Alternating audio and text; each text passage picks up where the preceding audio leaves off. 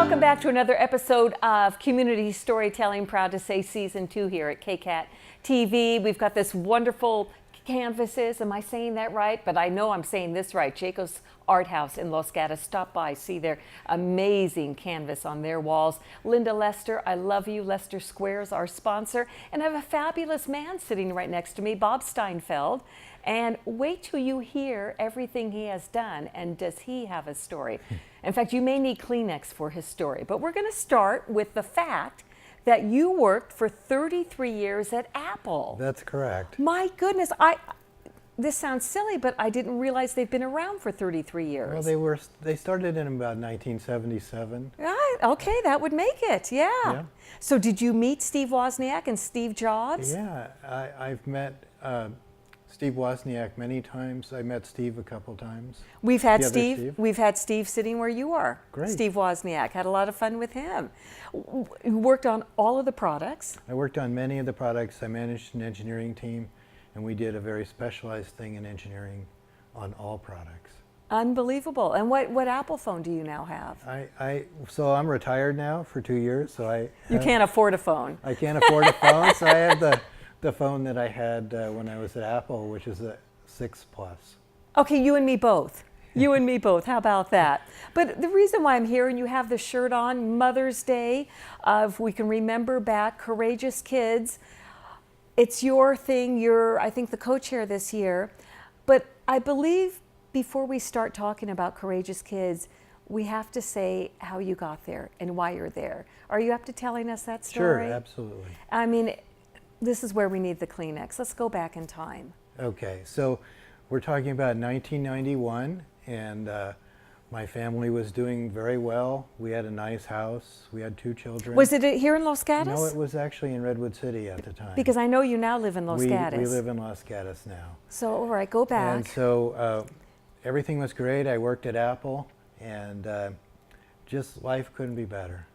And then our son, who was coming up to 1 year old, Samuel, we took him to the doctor for a checkup, and we mentioned a couple things to the doctor, and the doctor was a little concerned. Do you remember what you mentioned to him? Yeah, so he would get sick to his stomach in the morning when he would wake up, and we thought it was some stomach situation going on, and the doctor was very sharp.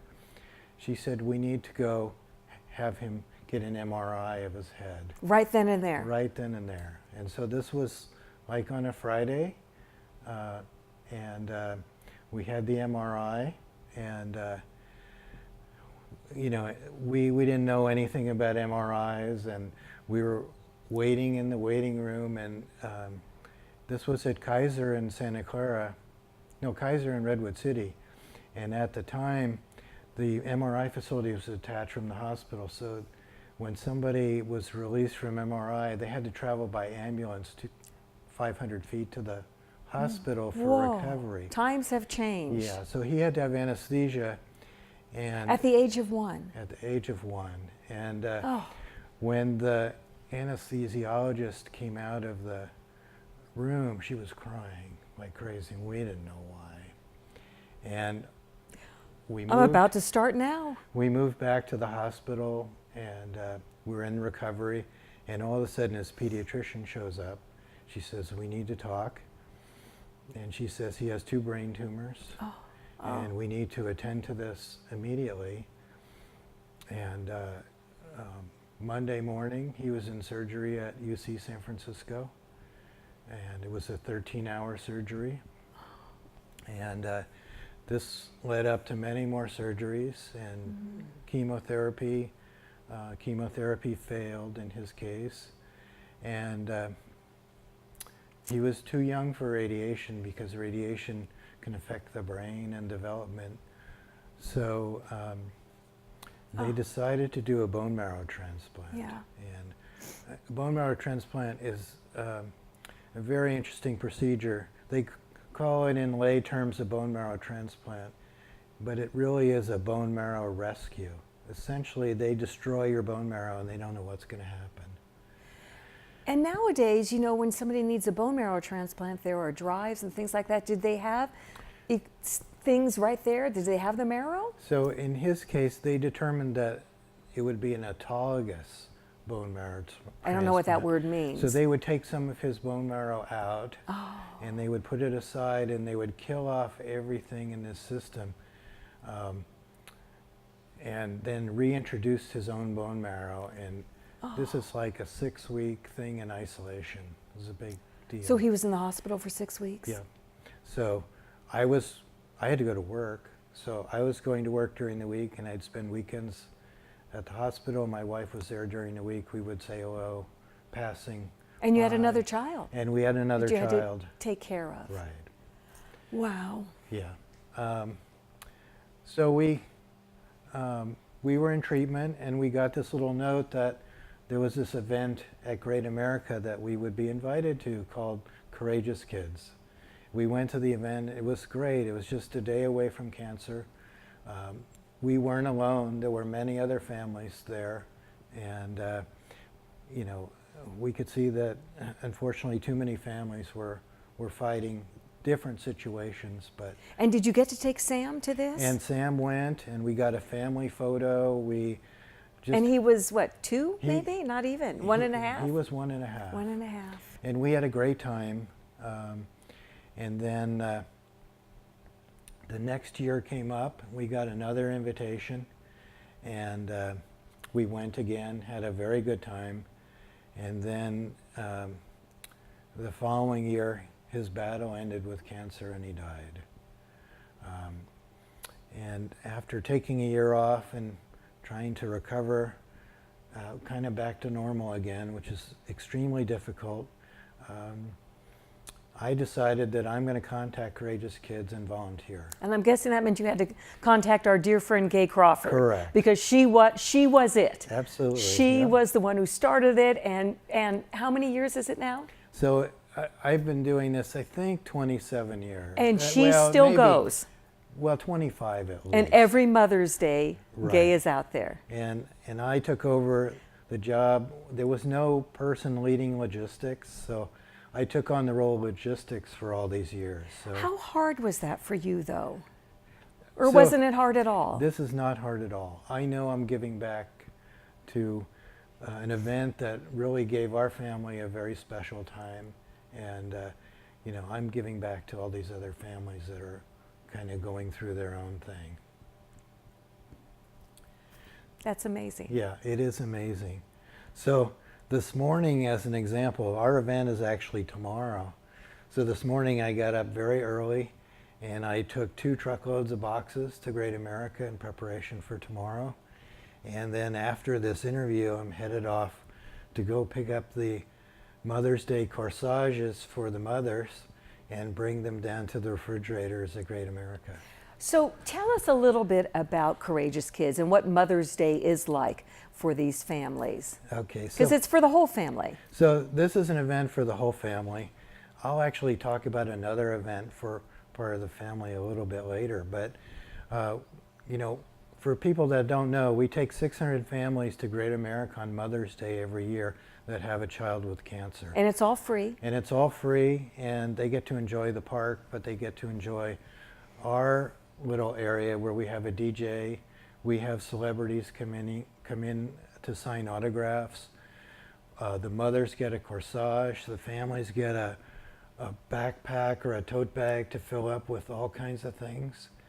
And we have the family photo, which is very special. We have a young children's area where we have activities. Tomorrow we actually have Home Depot coming out, and they're going to help the kids build birdhouses. And we have our famous water balloon tosses. We have the junior taiko drummers coming out tomorrow. It should be a great day. So I'm thinking,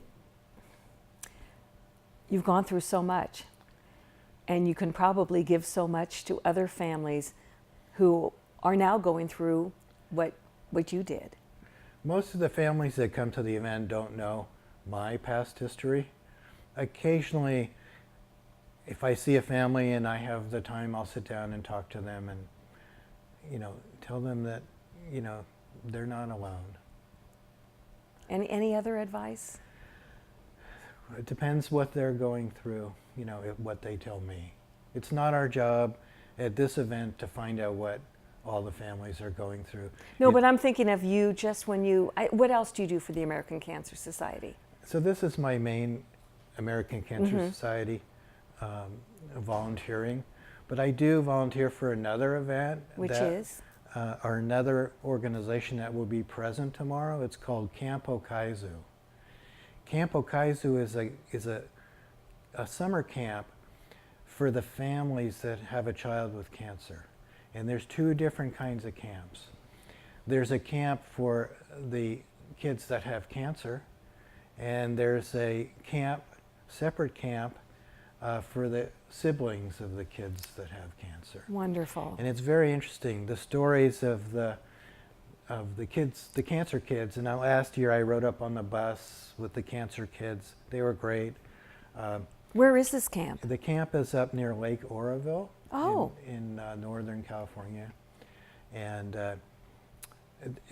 the story is that they give out more medical attention during the siblings camp than they do during the cancer kids camp. And how do people find out more about this if they'd like to send their kids? So Camp Okazu is in Novato, California, and for the people that are coming to the event tomorrow, they'll have a booth at the event. CAMPO? It's Okazu, O-K-I-Z-U. Okay, so they must have a website. They do have a website. That's wonderful. It's a great group. My kids, my daughter, and a later story, my son went to not the cancer camp, they went to the sibling camp. Oh. So when I read your story before today, and I loved what you said at the end, though, you just called Sam a cancer fighter. Right. Sam was a fighter. He fought for 2 years, and it was a tough battle on everybody, but mostly on him. And he gave it his all. He gave it his all, and then towards the end, he just couldn't give any more. Well, I hate to end this story on that note. Really, inside, I'm weeping. I'm weeping. I'll end it on a great note. I would love that. Thank Okay. you. So it's interesting. So after Sam passed away, we decided to adopt a child, a boy. And so we happened to be in the adoption agency 1 year to the day that Sam passed away. And a fax came in about a boy in Guatemala. And we decided to adopt this boy from Guatemala. And he's 23 years old What's now. his name? His name is Simon. Simon. And I like actually, that. Simon was helping me this morning take boxes to Great America. Fabulous. That was a great way to end this. Great way to end this. Oh boy, thank you for being here, Bob. Thank you. I had a great What a time. story. I'm so glad. And my love to your family. Thank you. Oh, am I right? Everybody has a story. What's yours? And if you have one, you just go to kcat.org and nominate yourself or nominate your friend or your relative. Tell us what the story is, and you'll be sitting right where Bob is. Thank you so much. Thank you so much for being with us today at KCAT TV 15.